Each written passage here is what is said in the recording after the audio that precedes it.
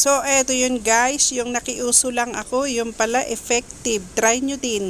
So, eto naman si avocado. Napakarami palang benefits na makukuha dito. At sabi nga nila, pati daw yung buto nito ay maganda din sa mga problema sa, ano ba yun, vein sa ugat. So, try natin. Sana maganda.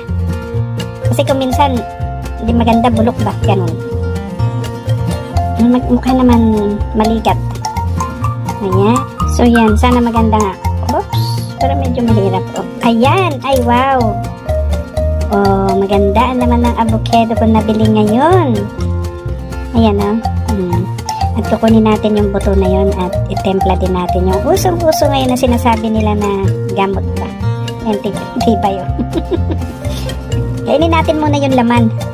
Bago natin itempla naman yung buto niya ng panghaplas daw, panghaplas. Try! So, eto na guys, yung buto ng avocado. Maliliit at ginadgad ko siya. Pwede naman yan. So, ito yung starring na cloves. Kalahati lang nito ang aking ilalagay.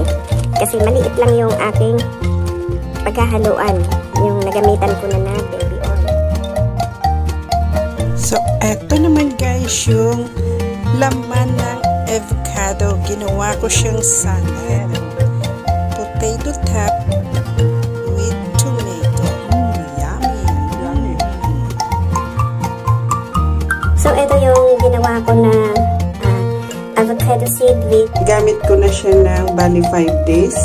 Apektado nga talaga. It's really worth it. Ito na kasi yung ginagawa kong lotion na ngayon winter. So, maganda talaga siya.